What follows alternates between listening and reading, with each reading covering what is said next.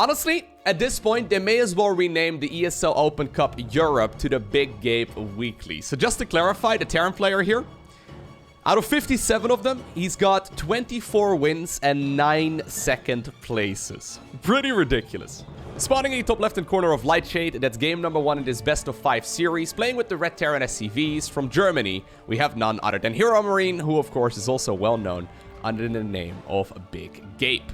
Now, this is indeed the grand finals of the ESL Open Cup number 57 that got played a couple of days ago. Every once in a while, he will meet a bit of an easier opponent, right? I mean, HeRoMaRiNE is really a top-level Terran player in the, especially in the European scene. I think worldwide, actually, he's ranking really highly right now as well. Regardless, though, every once in a while, you will face a bit of an easier opponent. But this time around, I don't think we can say that. Because spawning in the opposite corner of the map, playing with the blue Zerg drones from Italy, we're looking at none other than Reynor's main base. Reynor, of course, one of the highest ranked Zerg players in the world. As we've been making this video, he's currently actually sitting at the #1 position on the Grandmaster League ladder worldwide. Although, you know, you gotta take that with a grain of salt because not all the top-level guys actually play ladder actively. Cyril, for example, doesn't really play a whole lot of ladder. Every once in a while he's ranked, but most of the time he seems to be sitting in Master 1, which is where I'm sitting most of the time as well, which means that I'm basically as good as Cyril. Right, okay. Anyways, with that out of the way, this is a best-of-5 series, right? So we should be in for a treat. Both of these guys ridiculously good. Both of them, though, also like to play, most of the time, a relatively, I would say, macro-focused and standard game. Reynor actually, over the last half year or so, has been regularly drone scouting his side of the map as well in this particular matchup. So what he likes to do sometimes, I mean, he's probably going to do it at some point in his series, but he will usually send a drone around the map to scout the most likely locations where proxy barracks could go up. And because of that, I've seen him only get proxy wrecks rushed like once in like the last 6 months or so. And Reynor absolutely trashed that guy. I don't remember who that was, but there's no denying that most Terran players right now aren't really that comfortable going for that, yeah, that super cheesy style. Reynor seems to have their number. Goes for the low ground third base. HeRoMaRiNE scouts this right away as the Reaper now approaches. Reapers these days, generally speaking, don't really get any damage done anymore. Oh, well, I say that. He actually gets a drone. That's about the best you can hope for, really. I remember once upon a time we would say, hey, if you're, you know, casters, that is, we would say like, hey, if there's a Reaper, you can lose 1 drone. If there's 2 Reapers, you can lose 2 drones. If there's 3 Reapers, which nobody does anymore these days, nobody even goes for second Reapers anymore that often. Unless it's a cheese, right? You can, yeah, you can. These days, though, no one really loses anything. The best you can probably hope for is a creep tuber, which actually is very painful for Zerg. But even that is pretty uncommon these days. Most of the time, this Reaper is made just to keep the Zerg player honest.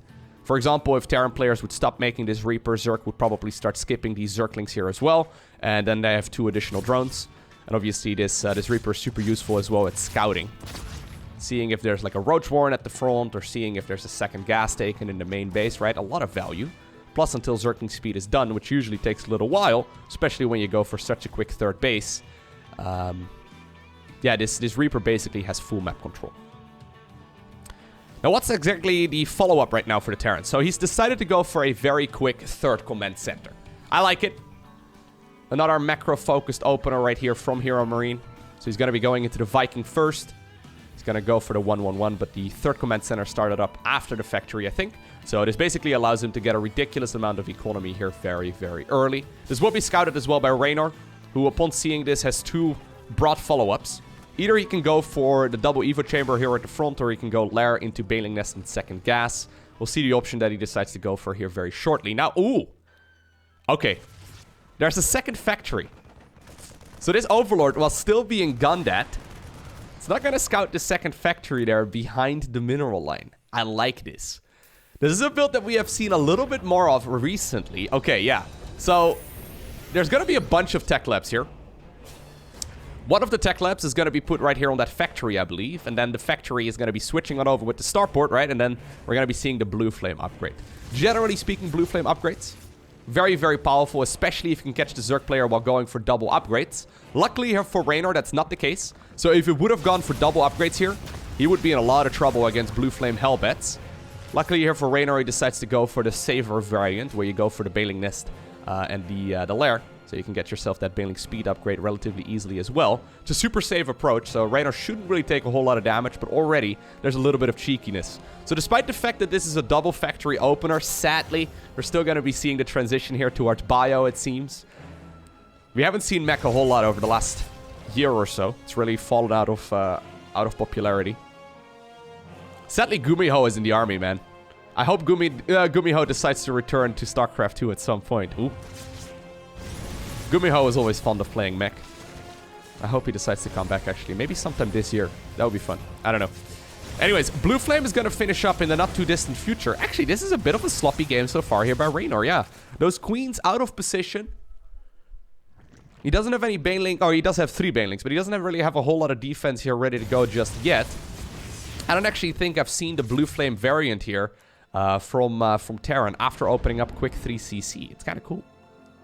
It does obviously hit quite a bit later. Is he going to be bringing a bunch of Marines as well with this? Because he's only got 3. I was going to say, like, Stimpack is finishing up right around the same time as that Blue Flame upgrade.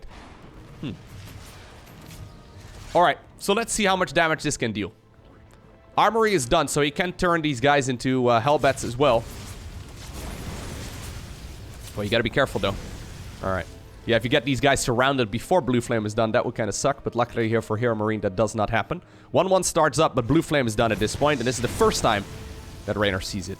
Immediately decides to morph a couple more Banelings. Nice movement there. Really nice movement. Ooh, that was beautiful. That was very clean. Couple of Hellions, though, inside of the main base. Are they going to be able to get a bunch of worker kills? Eh. Not really. Not really. At the same time, there were also some Zerglings apparently making their way towards the other side of the map. Oof. Sadly there for the Queens, they did lose their 1 ranged upgrade a little while ago. A couple patches ago. That medevac would have certainly gone down. Yeah, 9 drones in total. Does that justify the cost of a second factory? And then also, you know, the cost of the... I don't think so. That being said, though, you can obviously go very easily into that Widowmine production. And we all know that Widowmine drops are super popular these days. Even though they obviously have always been popular in the Terran versus Protoss matchup. You get the Drilling Claws upgrade, can be very, very effective as well in the TVZ matchup. So far, I mean, I really like the way that HeRoMaRiNE is playing this. A little bit differently than what we normally see. Sadly here for Reynor, ooh, his Dropper Lords get scouted, which is quite painful for him. He probably planned on sending this guy across the map. Since Terran players aren't really that used to dealing with Zerg drops, it's pretty uncommon to even have any of these units going into the base, right? So generally speaking, their minimap vision is not as good as, for example, a Zerg's. It can sometimes deal a lot of damage, but yeah, I don't really see it doing too much. Hellbats actually are pretty decent at killing these structures. I mean, it's still just Hydraling Bane apparently now for the Zerg, so no Mutas here as a follow-up either. I think this base is basically dead, yeah. Nicely done. Here's the first Widowmine drop, making its way towards the other side. Overlord did make its way as well towards the main base, but HeRoMaRiNE already made a couple of missile turrets here, so I don't think this is going to achieve too much. At the same time, it looks like finally the Hellions will be cleaned up, but honestly, like, cleaning up Hellions is nice and all, but it's not really that critical of a unit anymore here going forward. Reynor attempting to go for the Baneling drop inside of the main base, but it's not happening. Super nice game here so far by Gabe, man. Super nice job. Reynor setting up a similar thing over here, but not really on the edge, and that means that these Widow Mines, I think they have their Drilly Boy upgrade? No, they don't yet. Anyways, they're going to be able to go and burrow regardless. That's 9 additional workers going down. Creep spread. Still looking pretty healthy, despite the fact that HeRoMaRiNE is putting quite a lot of work, but it's being pushed back a little bit more. Another couple of Widow Mines over here as well. These are not going to achieve anything. Banelings, try to roll in, but look at the wall over here. Not bad at all. Yeah. Sadly here for the Zerg, +2 is not done yet, so with +2, the Baneling would have one-shotted all of those SCVs, but right now the SCVs are like, whatever, don't really care. Widowmine actually still over here getting a couple kills. There's still a couple more. Ay. Yeah, this is HeRoMaRiNE the driver's seat of this game for quite some time. Doesn't seem like anything is really going the way here of Reynor so far. And here's that parade pushing, right? Wouldn't be surprised to see a lot more red on the minimap heading over in this direction shortly. Man, HeRoMaRiNE is playing like a champ. No cancel on that base. What a game. Nice. I don't actually cast that many HeRoMaRiNE games. I don't really know exactly why. It's very good. Okay. So we haven't really looked at the macro here from both players. So the 5th base has been acquired here in the top right. Although I guess technically this was the 5th base, but now it no longer is. Already though, we have a 5th command center coming up as well. Reynor is going to be going into his beloved lurker style. Once upon a time he was saying that his ZVT was incredible, but I don't know exactly how comfortable he feels right now. Once again, no cancel.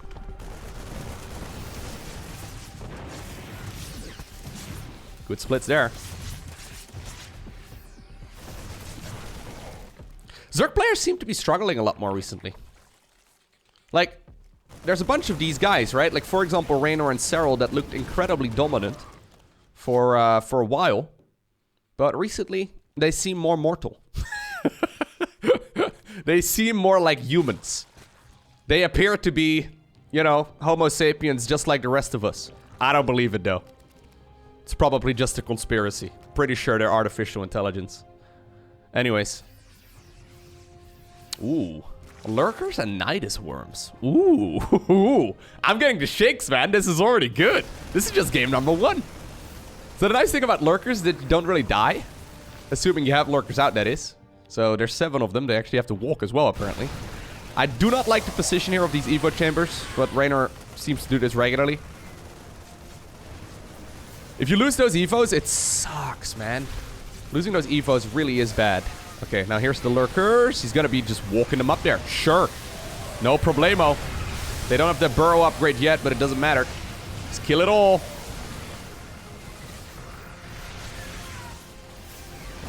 Okay, luckily there for Reynor, he does keep all of this alive, but there's the parade push. More reinforcements arrive. Command center here has been acquired. I actually like this. Most of the time we see the 5th base position up there. Regardless, great spreads right here by HeRoMaRiNE. Yeah, he's going to force those lurkers to back off. So the lurkers don't have their burrow upgrade just yet. I think they just finished up the grooved, or not the grooved spines. The seismic spines instead. Lots of spines, man. Zerg has lots of things. Anyways, they have their ranged upgrade, so that's nice and all. Couple Vipers are coming up, couple additional lurkers are coming up, but HeRoMaRiNE, man, he has been with his foot down on the pedal for a very long time now. One of the things that I like about a lurker follow-up is that if you can break through this, right, if you can stay alive for a little while longer, man, losing these upgrades would suck so much. Oh my god. Brave Marines, dude. Oh. At the same time, there is this Nidus worm going up, but if you can survive for long enough, usually you can change the tempo of the game. Banelings, though, running into siege tanks. Not a massive fan, but it seems like this is working out, although the 3rd base is going to end up going down. Nidus Worm instead of the main base, apparently just a distraction, because there's actually no units inside of that thing at all. So, the tempo advantage here has been in favor of Terran for basically the entire time, right? It's one lurker. I love it. But the nice thing about lurkers is that once you get them, yeah, and you can start abducting siege tanks one at a time. Now the pacing of the game is changing. That being said, though, it's not like HeRoMaRiNE was going for like a, you know, a 4-base all-in, like we would see a lot of other Terran players do in this similar scenario. He's happily expanding behind this. Another command center is done right now as well. If this would have actually been 4-base Terran, I think Reynor would actually be winning. Despite the fact that his supply is not looking so good. But because of the fact that, yeah, indeed, HeRoMaRiNE is going to continuously macro up here, starts up additional command centers. This is a really good game here by Gabe, man. I'm very impressed.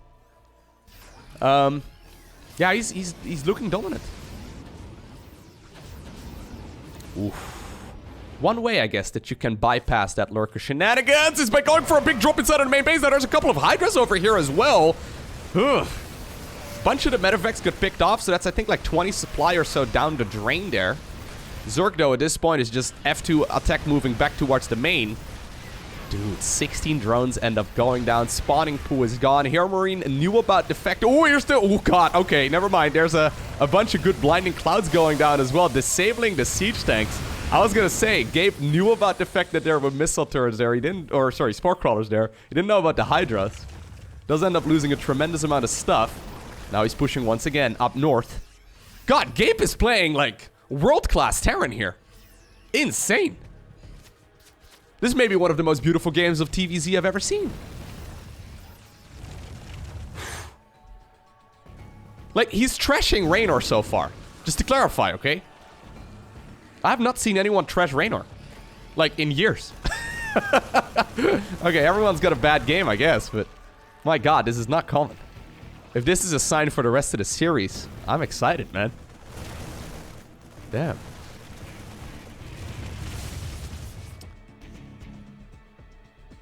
But yeah.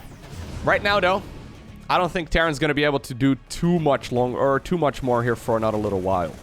Now, a lot of Terran players, and this is kind of curious to me, a lot of Terran players in this scenario, once they know it's lurkers, they will transition towards either ghosts or, for example, liberators, right? We see neither of those two things coming up. It's just more marines and siege tanks, which I don't like. I would love to see... I would love to see an addition right now of marauders at the very least. Probably ghosts as well, though. I like the ghost approach quite a bit.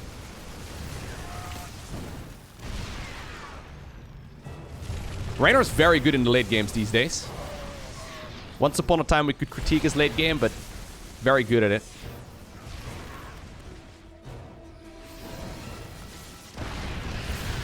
Yeah, so those Vipers are super useful, right? So you can abduct the units into the lurker range, and then those expensive siege tanks will get picked off one at a time. Once again, though, matter of fact, drop over here. But I think the third base will be reacquired eventually. Zerglings are going to be running on over towards this location as well. Dude, there's a lot of battling going on, right? This is like the way that the Nidus were inside of the main base. This is the way that, like, the StarCraft developers and the cinematics were produced in, like, 2010, right? This is the way that they had it envisioned. Incredible. Took us over a decade, but we're there. Okay, so there's the Nidus worm. Couple lurkers. It's just a couple lurkers. This is going to force a few scans, though. Now, Lurker's obviously not a very mobile unit, although you can put them on the high ground too. That'll do. Lightning Cloud. Can abduct those units pretty easily. There you go. Couple abductions, not bad at all.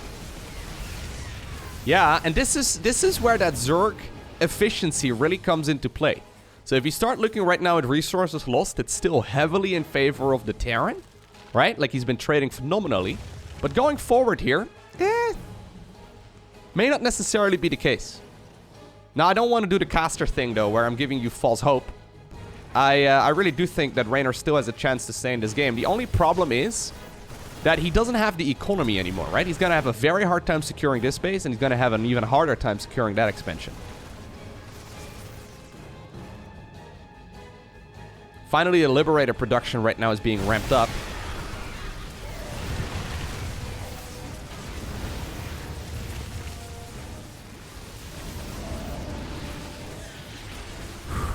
These fights are so tricky.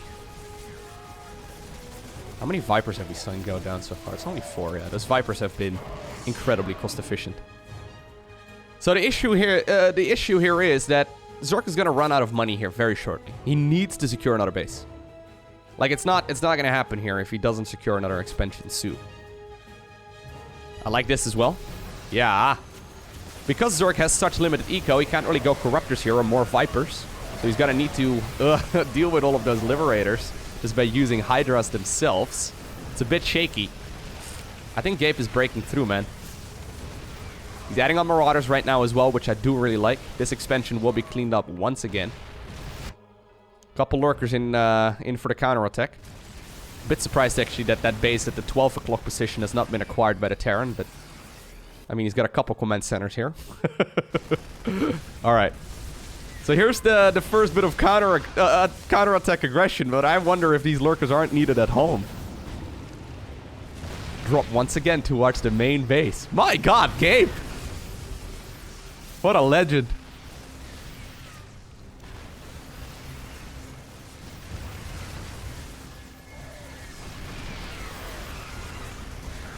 Yeah. These Lurkers are going to be going back home. They see the reinforcements. They see the fact that there's Liberators up in the air. So they're like, okay, you know what? I guess we make the walk of shame. decide to do a bit of a loop around, but I don't really see it as achieving that much. I'm pretty sure HeRoMaRiNE just utterly outplayed Reynor for the last 20 minutes. There's even a few ghosts now in the mix as well.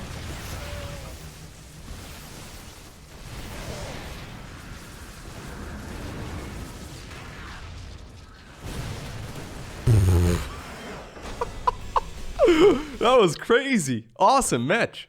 Alrighty. So, with this beautiful Terran song in the background, we find ourselves on Oxide.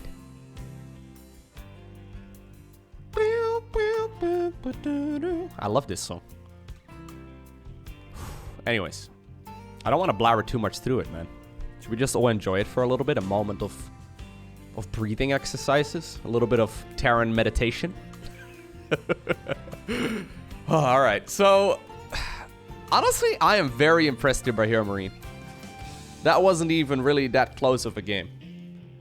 If it would have been a situation where, for example, okay, we've seen this quite a lot from Soul on the channel, where Soul likes to make like 4 command centers and then he keeps going and going and going, and rather than making a 5th base, he floats on over the main base towards the 6th location, right? And then the natural eventually towards like the 5th location, or whatever, right? Like, he basically runs off of a relatively small eco. HeRoMaRiNE was doing that, I think, off of like 85 SCVs and like 10 command centers, right?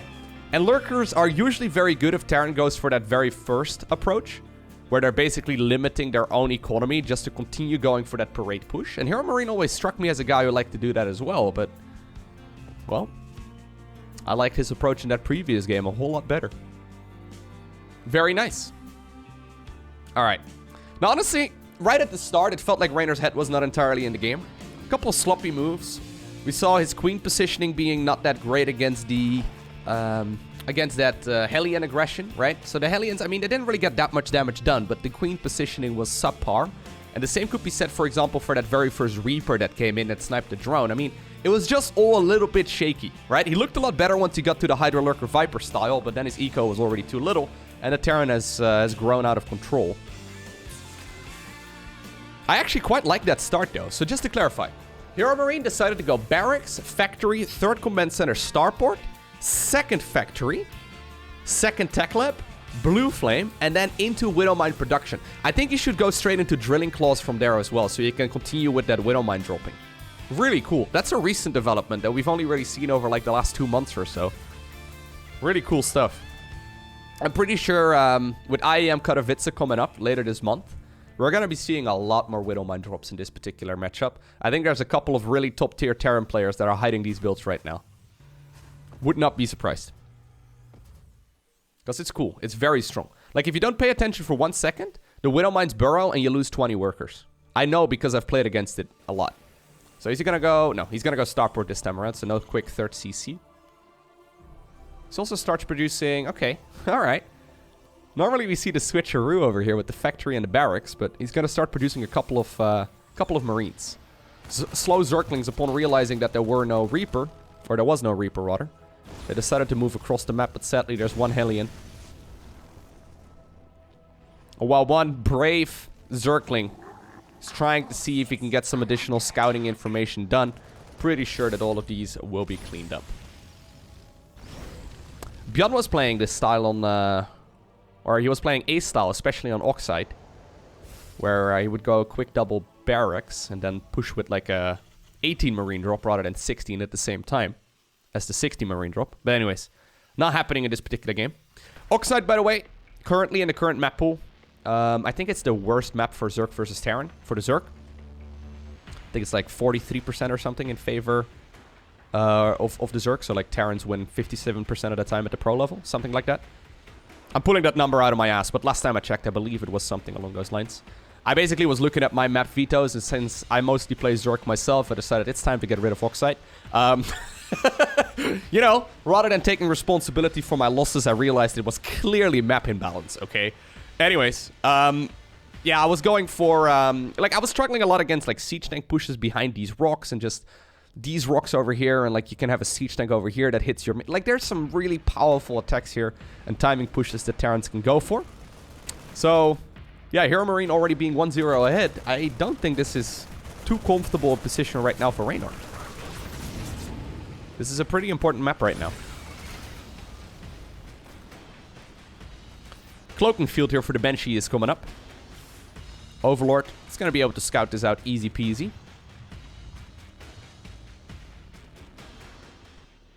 What a strange opener once again here from HeRoMaRiNE. It seems that right now, you just make a 1-1-1 and then you produce whatever you feel like. Doesn't really matter. Just put an add-on on something and just, you know, make sure you have at least a couple Marines and Hellions and stuff, but just produce whatever, you know, fancies your, whatever you fancy at that point, you know? Couple Hellions, couple Marines, maybe a Banshee or two, Viking, you can make a couple Medivacs, doesn't matter. Just any of those units, you'll be fine. Just don't make Cyclones, okay? That's what we've learned so far. You only make Cyclones if you get cheesed. And even then, you might go Siege Tank instead. It's not really achieving a whole lot, but I don't see how HeRoMaRiNE could get, like, countered here, right? Especially with the Banshee follow-up.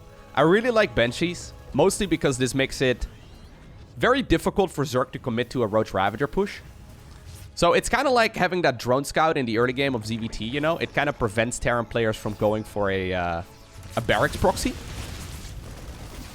In the same way, like, going for a Banshee opener really prevents most Zerg players, or at least knowing that the potential is there for a Banshee opener kind of prevents most Zerg players at this point to go for Roach pushes, just because the Banshees shut it down pretty easily. Once again, man, what is this? Why are they here? Can you, like, what? Alright.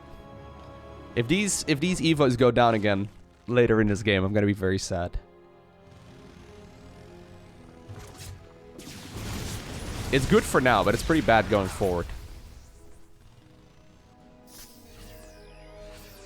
They're looking for a fourth base that doesn't exist. Use their combat drugs all for nothing. That's okay. Fourth base has been acquired over here, north of the main.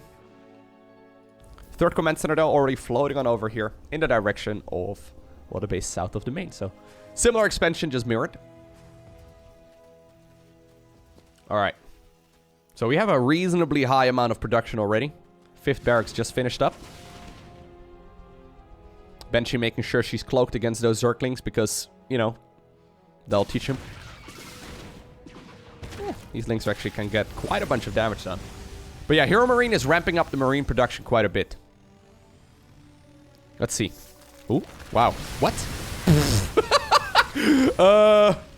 I don't really know exactly what happened. I think that's due to the fact that the Zerglings are still over here. Okay, that was a nice donation there. I think that was 5 Hellions for basically free. Couple Banelings, but that's okay. It's one of the things, though, one of the signature moves of Reynor. Constantly running in with these Zerglings, and it's annoying because Terran players will have to focus their attention in multiple different places at once. It's actually done quite a lot of work. If he loses those freaking Evo chambers, I'm... Brenda! Karen! Margaret!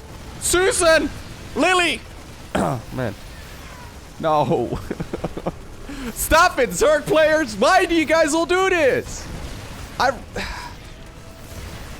Anyways, the swarm is approaching from multiple different angles. Is he going to be able to break this position? And this is Oxide in a nutshell. Even though Reynor has done a phenomenal job here, fighting this position is so hard to do. You need to knock down those rocks early. And without the +1 armor upgrade, I don't think you're going to ever kill this. I mean, maybe. But right now, you kind of rely on the mercy here of the Terran player to give you good connections with the Banelings, right? And I just don't see that happening. Zerglings are trying to pick up reinforcing units, so that's nice. But yeah, that's this base gone for sure. Brenda, who is just about to spawn. Oh, well, you know what? Brenda 2.0, that is. She immediately gets to shooting spines at the enemy, but... No! Gabe, have a heart! Okay, then.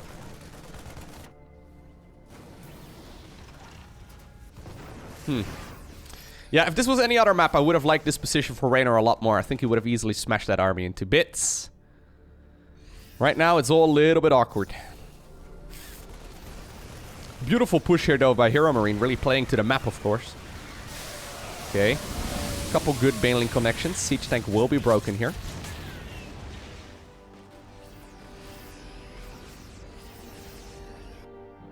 There's also a new base that has been acquired here on the left side of the map. Yeah, so this time around, big difference actually. HeRoMaRinE doesn't seem to have that much more economy. So, no 4th command center.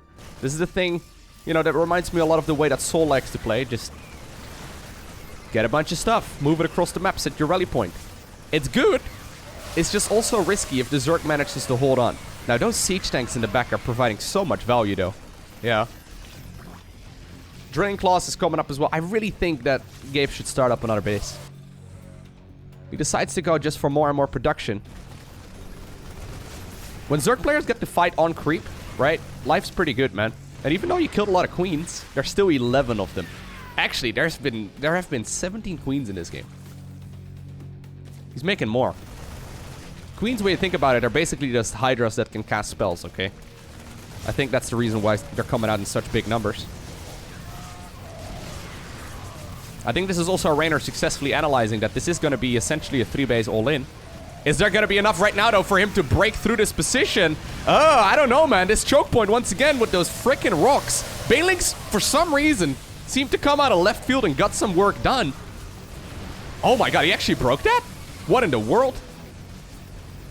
Wait, hold up. Where did those Banelings come from? So there's a couple Banelings up there. Did they just walk through all of this?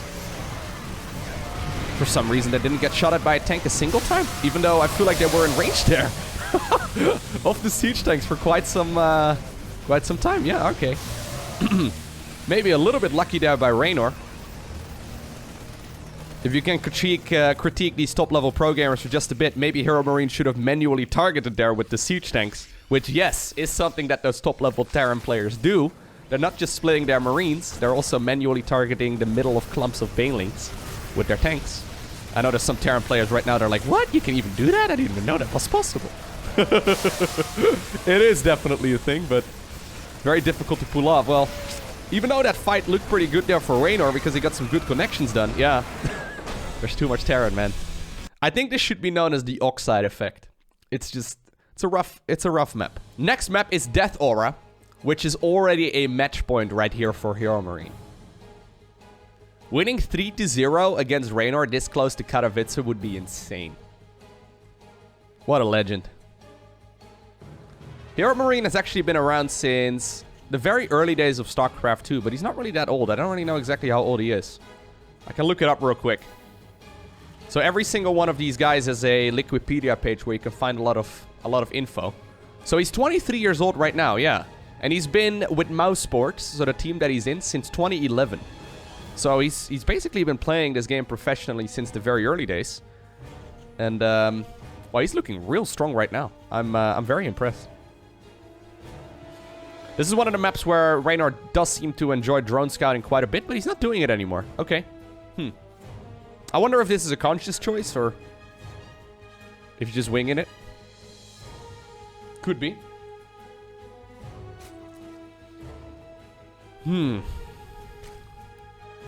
Yeah, we'll see. Just a good old hatch gas pool.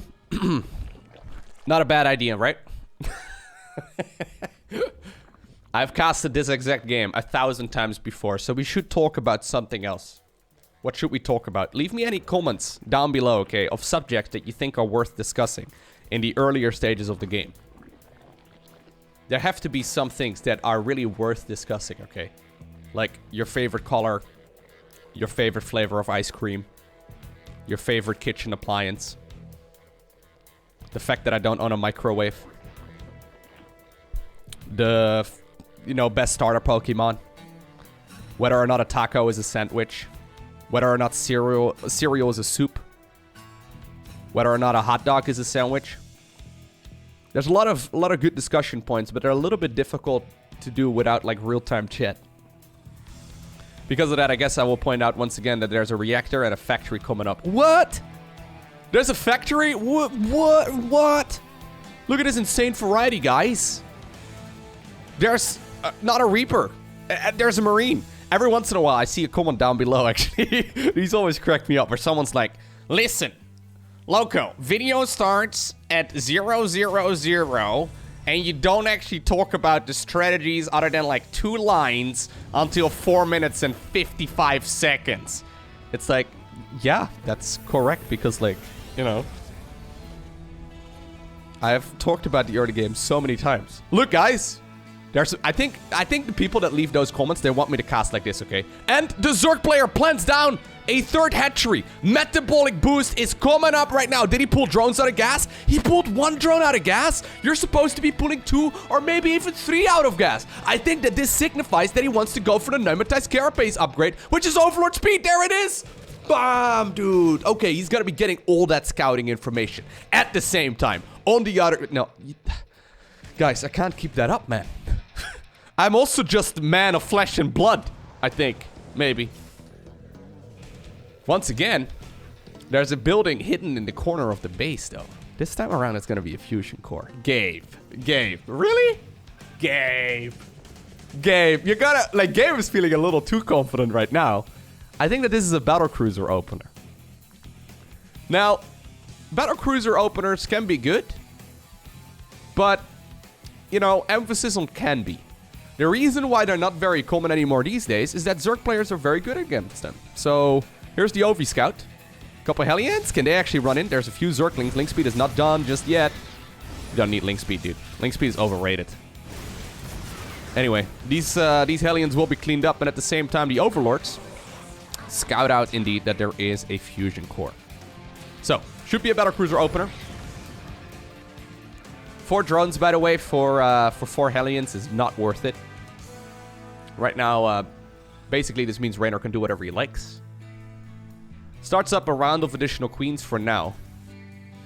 So these days, in 2021, it seems that whenever, like, on the off chance the Terran players are going for a battlecruiser opener, they will go either 1 or 3. So it seems like the magic number is either 1 or 3. Big difference for Zerg is that if you know it's multiples, which is why you want to have that Overlord speed and why you want to have scouting information, right? So you can see if they're continuously producing. If you know that it's 3, you need a Spire. If it's just 1, you just use the Queens. Whatever mid-game anti you had in mind. So far, it seems like Reynor is pretty fond of playing Hydraling Bane in this particular matchup, although hasn't really worked out very well, I guess, for him so far. On this map, though, I've seen Reynor play Mutas a million times before, so I wouldn't be surprised to see him going for the Mutalisks here in just a bit. Now, interestingly enough, wow, okay. This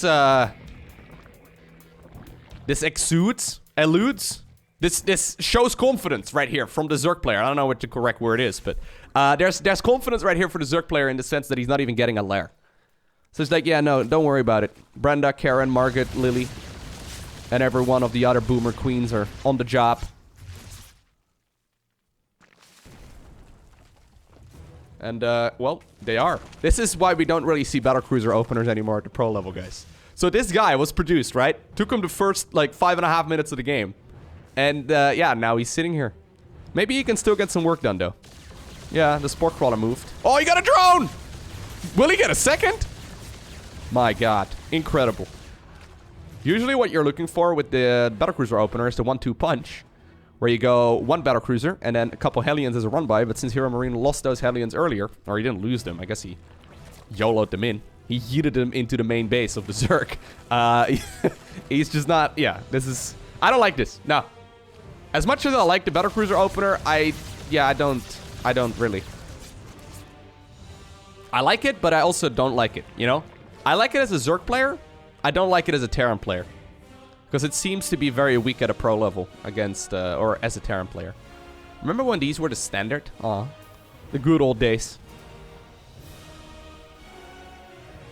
Okay, so the lair finally comes up. He'll probably still go into the Spire. Yeah, he's got 6 gases already, so he will definitely... Oh, yeah. Please fix. He will definitely go into the Spire.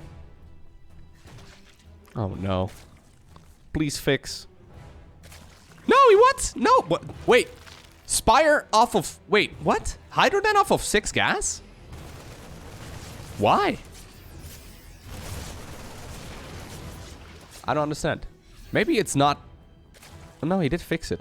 Okay. I was gonna say, maybe it's intentional that he only put 2 drones in gas there of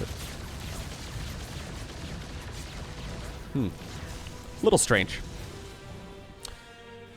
Normally off of... like 4-base Hydra, you run 5 gases rather than 6. So, I don't know. Maybe it's changed, actually. That used to be the case.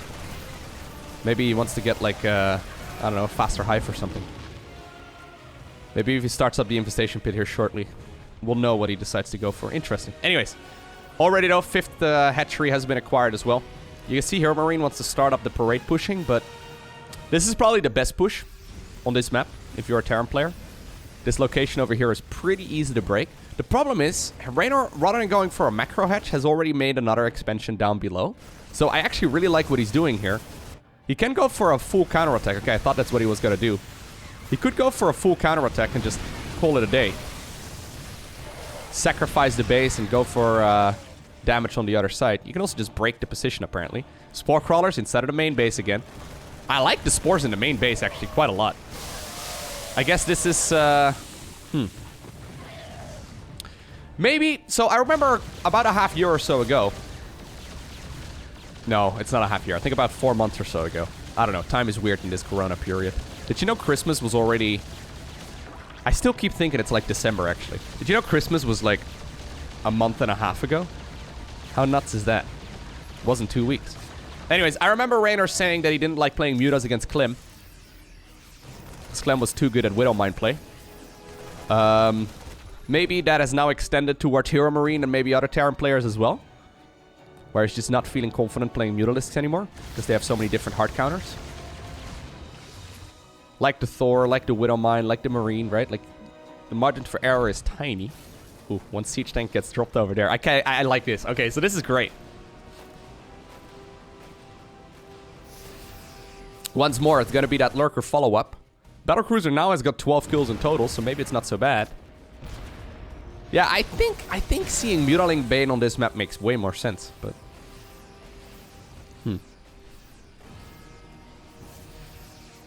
I'm not sure. So, 4th Command Center did start up here for Gabe this time around, so... He's gonna be able to continue the macro game.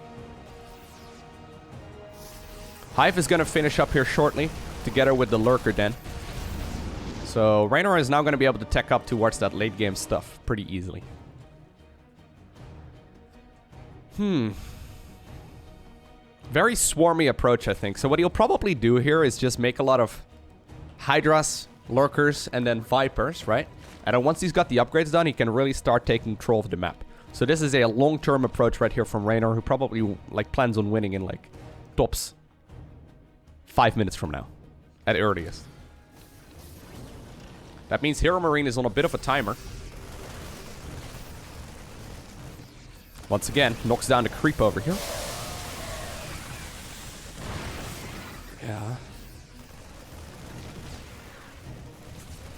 Zerg does look way more vulnerable than they once did, right? And this matchup hasn't even changed much. Like, what was actually the most recent balance change for this particular matchup? I don't even remember. A couple of small things, like reducing the Queen anti-air range by 1, which I think was more than fair. A couple of battlecruiser nerfs as well, which is one of the reasons why they're not so popular anymore these days. What is going on here? There's a Spinecrawler forest. Okay. Oh yeah, they obviously also changed the creep tumor a little bit. Don't think that's too impactful though. It makes Hellions a little bit better against creep tumors, so maybe, yeah, you know what? Maybe that's also pretty significant, because creep has been pushed back quite a bit, but I think we could all say as well that creep was a little bit too powerful. So all of it has been pretty fair, but... I'm looking at some of these top-level games, right? And maybe I'm a bit biased, but it seems like Zerg is struggling quite a lot more. Marines. Oh god, this isn't StarCraft 1. Well, never mind, it is.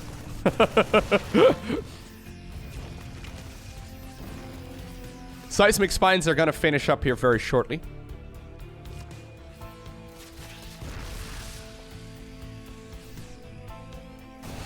Yeah, so one thing I'm learning so far from this game is that if you're a Zerg player still playing Mutas, just don't do it anymore, man.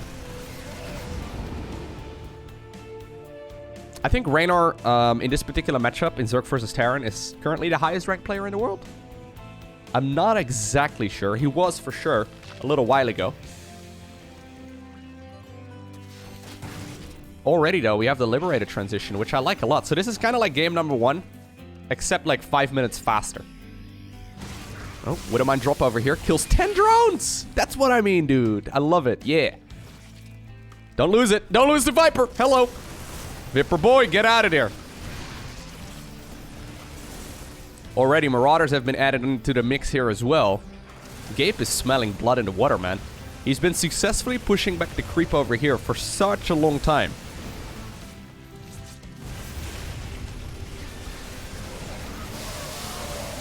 Okay. Those blinding clouds are really forcing this Terran army to move into the direction of the lurkers. And if there's any place you want to be, it's not the spines. At the same time, though, while 22 drones go down, we do see a ton of Zerglings going in for the run-by. I love this. These are not weak Zerglings. They are very powerful. They don't seem to have the adrenal glands upgrade just yet, which is a bit unfortunate, but they're going to be able to kill a lot of SCVs. Double Nidus Worm inside of the main base. Hell yeah. I mean, it's not going to achieve anything just yet, but I love the addition here. Very cool stuff. 36 drones end up going down, though, here in total.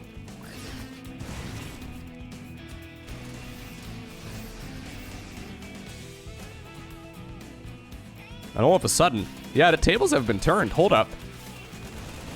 Reynor is going across the map. Apparently, the Zerglings are providing enough of a distraction. Double Nidus Worm once again inside of that main base. Nidus Worms, by the way, are all connected, so they're all like one big network. And they're going to be able to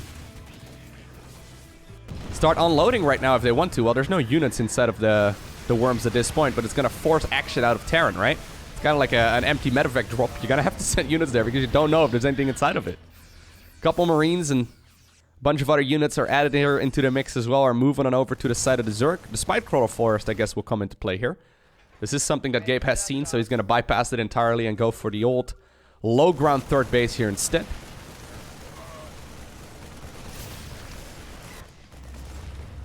Another Nidus Worm goes up inside of the main.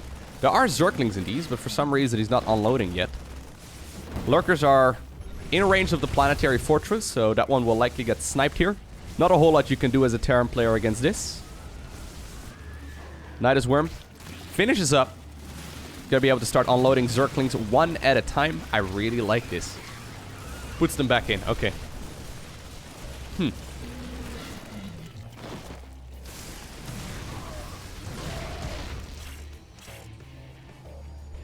I guess the thing is with this early game aggression, right? Like with a lot of those timing attacks, to just come back to the previous thought. I think a lot of it has to do with the fact that Zerg is so reliant on fighting on creep, right? You can't really defend against early game pushes without bailing speed and creep. It's just not going to happen. So, yeah, Terran players have gotten a lot better at cleaning up the creep here constantly. Oh god, there's a Widow Mine trap. Okay, it does get spotted.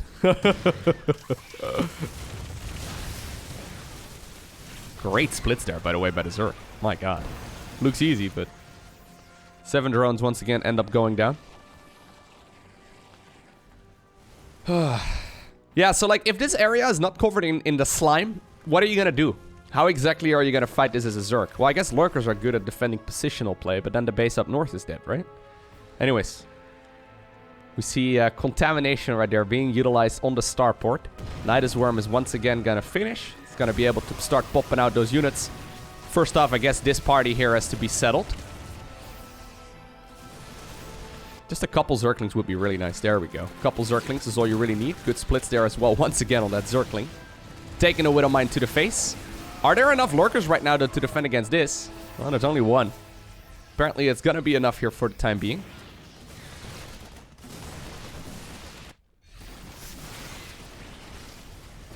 So abducting a Liberator also pushes it out of its siege mode.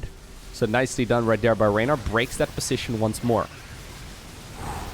If you go too Marauder heavy down, all of a sudden, like if you go too Marauder heavy, the Hydralisks are incredibly strong again.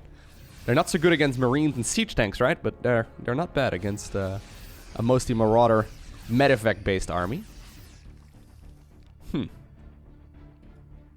Once again, crazy game. Maybe not as good as game number 1, but I love the Nidus Worms, man. Like, Nidus Worms never really strike me as particularly good as like a mid-game timing. Because HeRoMaRinE is dealing with them just fine, right? But the concept of it is cool. I like them theoretically, right? Because it's forcing the Terran player to not F2A move towards the other side. And actually pay attention at home as well. And maybe then all of a sudden, you know, you can force mistakes here on the creep.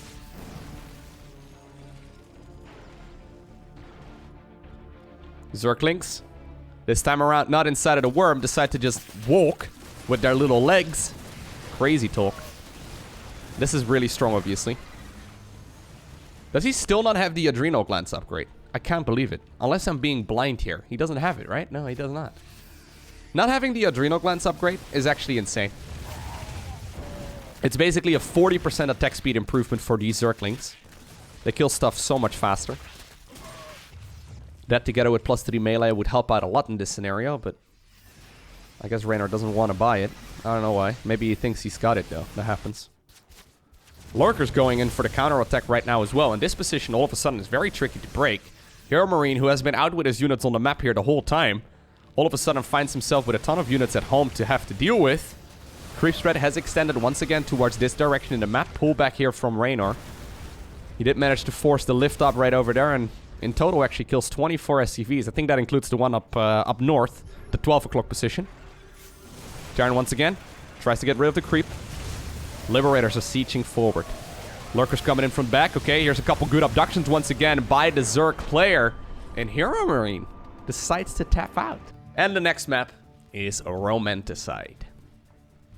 Still liking the way that HeRoMaRiNE is playing a lot, though.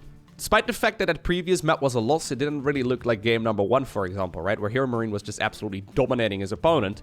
Yes, Reynor won, but it was mostly due to a couple mistakes on HeRoMaRiNE's end, right? Like, it wasn't really as dominant as HeRoMaRiNE looked in game number 1. So we'll see how this one ends up going down. Romanticide, another tricky map for Zerg. Recently, we've been seeing Zerg players take this expansion as their third base, rather than this one. I think I prefer this one, especially if you can goop up this entire area of the map. The problem is if you don't, then those siege tank pushes, once again, since you're always forced to fight on creep, yeah, those can be very, very lethal. Guess the same technically could happen over here, but for some reason we haven't really seen that a whole lot. There's some good siege tank positions on this map as well, though, so we'll see how Reynor decides to deal with those.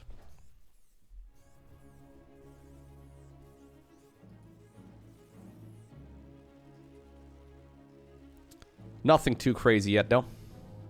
No cheeses, as expected. Not even a single pool first.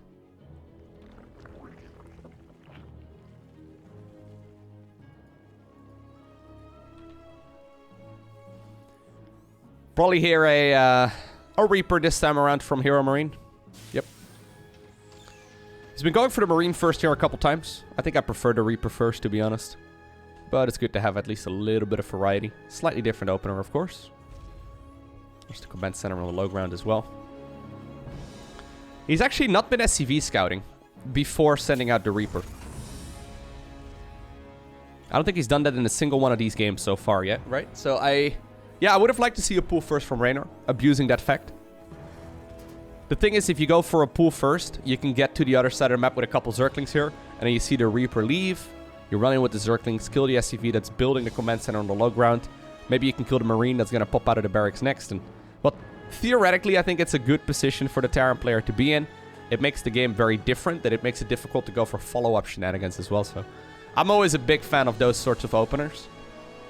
But I guess Reynor is also just knowing that his opponent will likely not take too much damage from that sort of thing anyway. Even if you kill the SCV, that's the best case scenario, pretty much. It's a fine way of playing. Can turn into a disaster, though, if you're Terran. Okay, so once again, that third hatchery there on the low ground.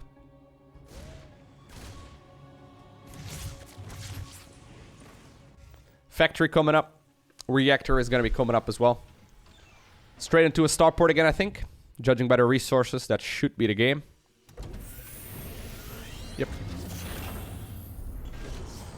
Third command center already has been building for a little bit too, so once more we have a macro-focused approach. Overlord not scooting around just yet. Okay, there he goes. Usually you want to have that one going into the main base right around 3:45, 4 minutes or so. So HeRoMaRiNE was actually checking that with a Marine just to see... The HeRoMaRiNE! Haha! Just to see if there was indeed an Overlord on the left-hand side. It's gonna be there in a little bit. Tech Lab once again coming up, though. Yeah, so Gabe's opening up basically the same way as he's done so far.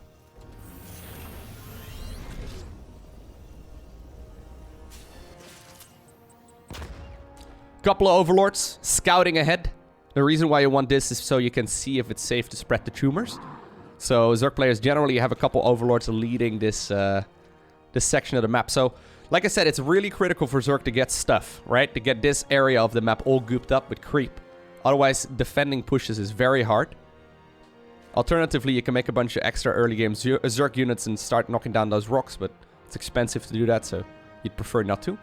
4-minute lair once again. Wouldn't be surprised to see second gas, indeed, and then a bailing nest right here at the front. Same build order here pretty much every single time so far from Reynor. Similar approach anyway. Yeah, so only take this third base if you feel confident in your creep spreading abilities. Because without the creep there, you just can't really get much done.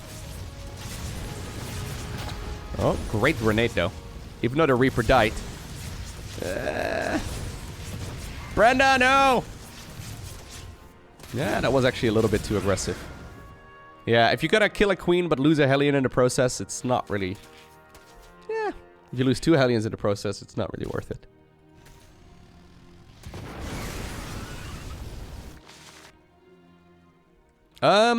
Ooh. Did he just skip the bailing nest? Wait, what? So lair is done. What are you doing with the lair? Just an overseer? I am not sure. Interesting. This is a bit of a risk though. What? Why is there no tech?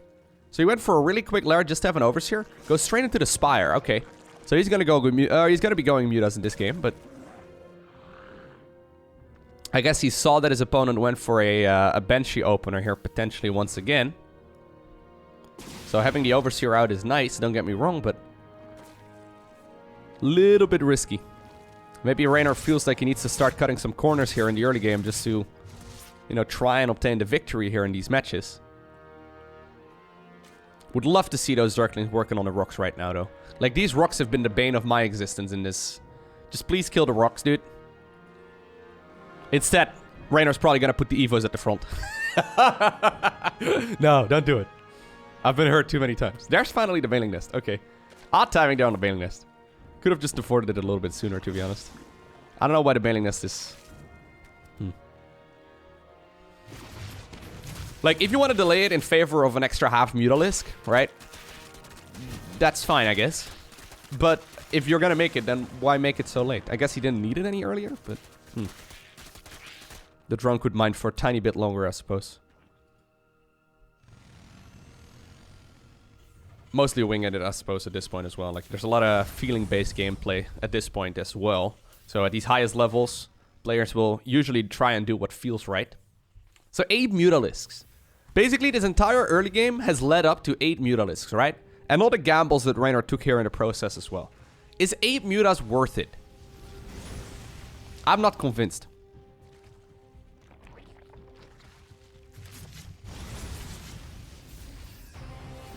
Now, the creep spread is looking real nice. How many queens are we at? 8 once again.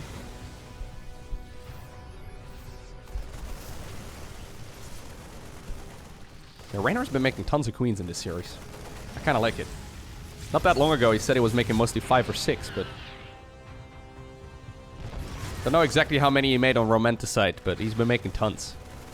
You know what? I'll probably look it up and make it the video title of the video. Oh, actually, was it on Oxide? Yeah, he made a ton of queens on Oxide. I'll look it up, okay, and then I'll put that as the title of the video. Should be good. Reynor makes 3 million queens. Okay, more like 20 queens. Exclamation point. Question mark. Gone wild between brackets. You won't believe what happens next. No, okay. Reynor makes 20 queens. You won't believe what happens next. Guys, all jokes aside, these mutas, these flippy flappies, they have achieved very little. I think they killed a Hellion. Or 2. No, actually, we saw the Zerglings kill 2, so he's killed a Hellion. Here's that big Terran push. Bailing speed is done, so that's good. Apparently, though, Reynor has decided to go for the counterattack? Question mark? Alright. I'm not a big fan of base racing Terran players. Good position right here for Gabe. Got a lot of value done there with the units that he does have. Breaking this base is going to be tricky. He needs to kill tons of SCVs to judge or justify this. Well, he will be able to kill quite a few. At the same time, though, the 4th base has already been killed. Terran right now is trying to see if they can potentially kill the low ground expansion too, and I think that will indeed be the case. The only problem is that how are you gonna clean up this army right now if you're Zerg? I mean, it's 3 base versus 3 base right now. So it's like you killed 19 SCVs at the cost of 2 bases. I don't think that's worth it. Especially if you lose like 10 drones here in the process as well. Okay. Mutas do catch a siege tank. That's nice.